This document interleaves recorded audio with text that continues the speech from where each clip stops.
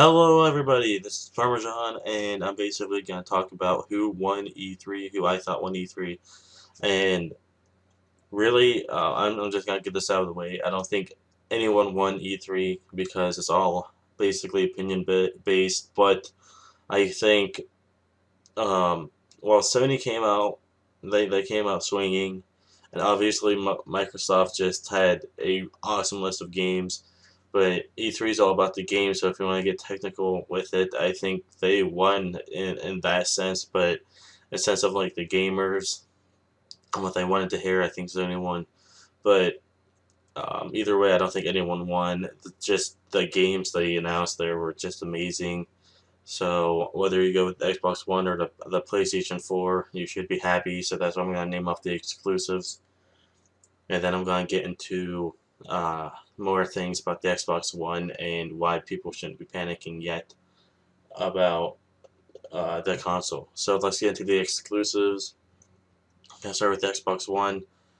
They showed this game called Rise, and it's amazing. It was supposed to be Connect only, I think, when they showed it at their event a while ago. I know you can use Connect on it, but it was controller play there, like a third-person view, and it just looked awesome. Basically, you're a general of the Spartan army, and you just control them, tell them where to go. Well, it's not like a strategy game, but you can tell them to ready catapults and stuff like that, and it is really cool. And it's made with CryEngine, so obviously it looks cool, and it looked like it played really well at least, and yeah, like that game just looks amazing. And then you have they announced Dead Rising 3. Now I was never a fan of Dead Rising 1 or 2. Like I'm not a fan of zombie games that much, but that game looked amazing, and I liked it. I liked the way it looked. I just liked how it was open world. There's like endless play, like a field of play. There's like zero load screens in the game, they said, and it's basically a whole city. So that being said, I'm really excited for that one for once. And yeah, and then they ended up showing Forza 5 even more. I'm not a fan of racing games, and it looked cool. I might get it just because it's a launch title. It's just for I have something to play. But once again, I'm not a fan of racing games, so that didn't really interest me. But that is an exclusive, so I'm going to put that in there as well. And then Black Tusk Studios announced a game. I don't know what it's called, but it looked amazing, and I really enjoyed it. So yeah, I'll probably be picking that up. I'm not sure when it comes out. I'm not sure if it's in a launch window or if it's an actual launch title. And then they announced Killer Instinct, which is a fighter game, and everybody was really, really shocked when they saw it. And it looked pretty fun. I might pick it up. And then Quantum Break from the makers of Alan Wake. That game actually looked really good. Looked nice. I'll probably be getting it. And then there was this like two weird games that they showed there, and it was weird. Like one was called Below. It kind of looked weird. It was like a indie game type of thing, but it looked interesting. But it was kind of weird looking at the same time. But I enjoyed it. And then D4, that game looked really weird. I might not be getting that one, but that's just me. It looked really really weird. And then Project Spark was really cool. That was like one of the better ones they've shown. It was like an indie game type of thing. And basically, you can make your own world. You can like spawn in enemies, like make villages and stuff like that. And then it just looked really cool. And like you have to check that out. I'll link everything from E3 down below. And it was just so amazing looking. And then I'm gonna throw Minecraft in here simply because it says it's the Minecraft Xbox One edition. So obviously that's gonna be exclusive to the Xbox One only. So I threw that in there. So yeah, and then the two games that ran away with this whole E3 thing for Microsoft. One being Halo. We saw no gameplay. At least I don't think that was gameplay. If that was gameplay, then that's just really weird. Like if that was running an engine. But I don't think it was. I think it was just a cinematic bit. Anyways, it showed Master Chief basically walking, and like he had some like robe thing on. A huge ass enemy spawned in, and it like blew off the robe, and it revealed Master Chief, and it just looked epic. And one of the shocking things there, I mean, I expected a Halo, but I didn't think it was just going to be like hidden in there like that. It really surprised me, and it was like one of those moments where I was like, "Yep, the Xbox One is going to be amazing with exclusives and games." And the last one is Titanfall, which I personally thought was like one of the best games they've shown in the entire E3. That game just looks fantastic. And for those of you that don't know this, it came from the old Infinity Ward, the ones that made COD 4, stuff like that, and it just looks amazing. Definitely check that one out. Moving on, I'm going to go to the PS4 list, and that had a few good ones, like Deep Down. That was a game, if you guys remember, at their event when they revealed the PS4. It was a medieval type of game, and it just looked fantastic, and they showed more of it at E3. I'll definitely link that down below too. And sorry about the noise, I was just moving around. And Drive Club, obviously, to compete with Forza 5. And it's another really cool racing game. But then they showed off Killzone, which I thought was fantastic looking. I'm going to be getting that day one as well, because I'm getting both consoles. And then Infamous Second Son. I'm not a fan of the Infamous series, but that's just me. I don't like them, so I'll probably not get that. And then The Witness looked really cool, kind of like one of those indie games that just it's so weird that you have to pick up. Same with Knack. I might be getting Knack, so yeah. And then they kind of went to the Primal Carnage gameplay footage, and I thought that game looked pretty fun. I'll definitely be getting that. And then, I think that's it. No, okay, no, The Order. The Order looked really cool, and for that being a PlayStation exclusive, like, oh my god, that game looks so amazing, and luckily I'm getting two consoles, or I'd be torn between them if I couldn't.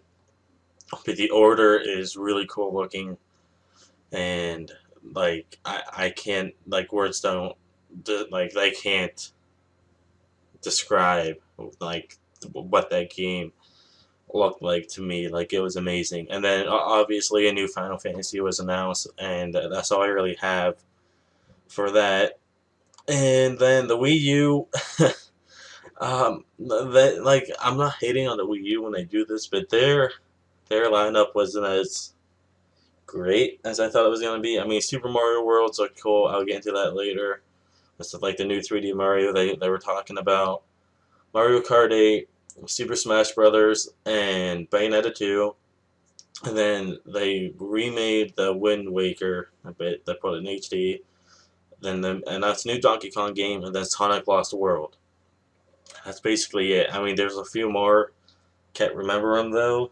And yeah, they just weren't as big as these ones, but that's basically all they had there. And like, not okay. Now I'm gonna talk about the Wii first there. And the reason I worry about the lineup of these games that come out so late to begin with, and the Wii U is like $350, I think, and the PS4 is $400. And like, I don't want to hate on Nintendo when I say this. And I know it's gonna sound bad, but the Wii U is, I mean, it's not next gen. I mean, yeah, it's innovative with the tablet and stuff, the touchscreen and stuff like that, how you can link them. But that console's not next gen, and I know people buy Nintendo consoles to play Nintendo games, but when the console was released, there's like really no Nintendo exclusives there, and now people have to wait until like 2014 or end of November, like and like end of December to get these games.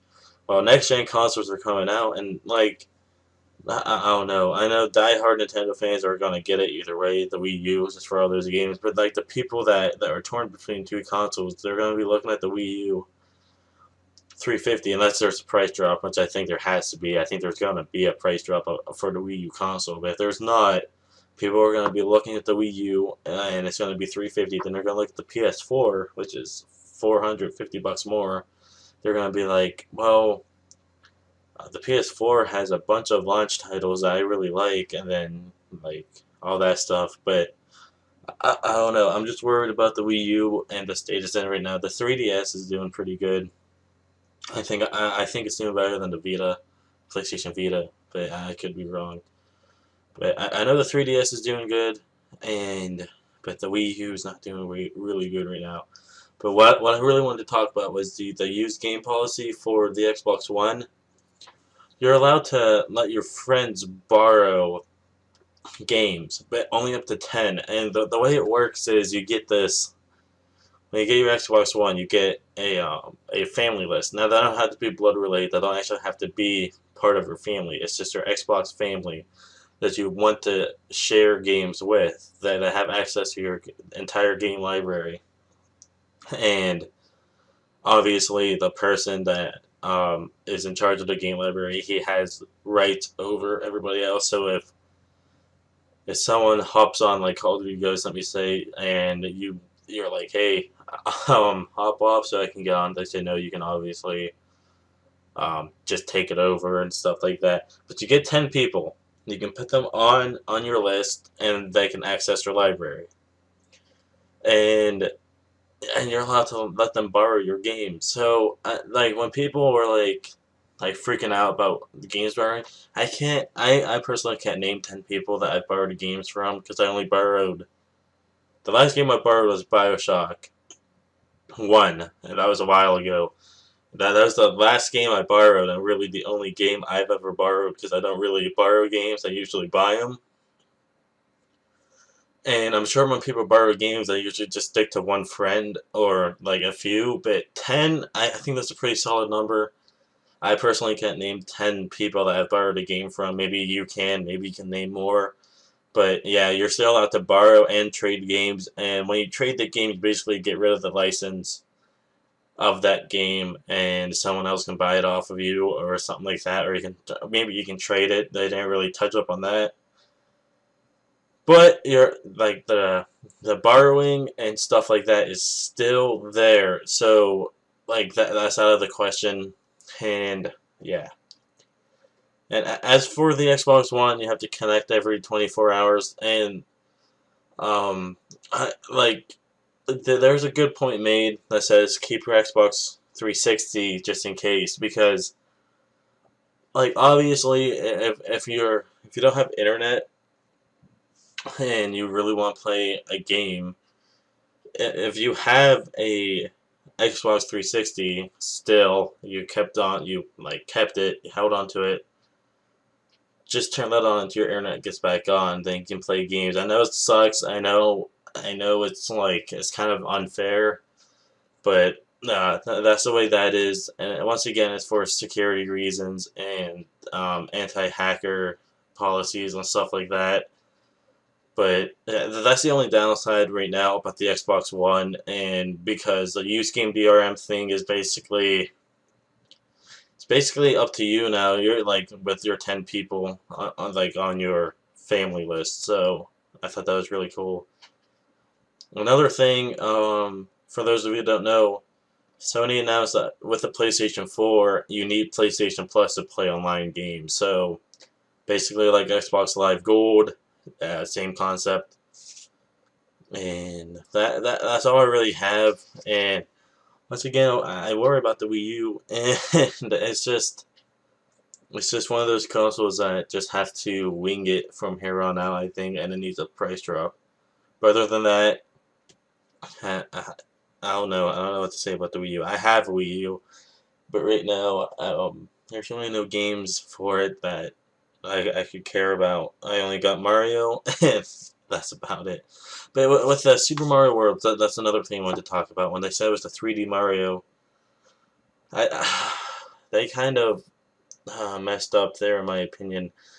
I was expecting like Mario 64, not like a remake or anything, but like a Mario 64 style game where it's like basically free roam, where you get to run around and collect stars through individual levels, like have 8 stars in one world, kind of thing like that, like Mario Galaxy and stuff. But they came out, said it was a new 3D Mario, and it's basically you start and you gotta get to a flag, and that's it. There's really nothing else to it, and it kind of made me upset. But whatever, can't change it, and hopefully next year they actually have a 3D Mario game that people expect. I mean, I'm not sure if everybody expected a Mario game like that, but I definitely did. And yeah, but this year's E3 was great. I mean, aside from the exclusives, all the games they showed like for like multi-platform consoles just looked amazing, and like you had Metal Gear Solid, they showed Splinter Cell. There's another Ubisoft game that looked really awesome. Can't think of what it's called though, but a bunch of games were just like the games took over E3 this year, and basically whatever exclusives you like more, or if you just like the Xbox more than the PlayStation, either way the games won E3. It doesn't matter the way you look at it. If you get any of these consoles, you're gonna have fun with any of the games you get with it. So yeah, so hopefully this E3 wasn't a disappointment to anyone. I really enjoyed it myself. I thought it was one of the better E3s like of all time, and yeah, that's all I really have. I hope you guys like this video, and yeah, just November can't come fast enough. Yep, but peace.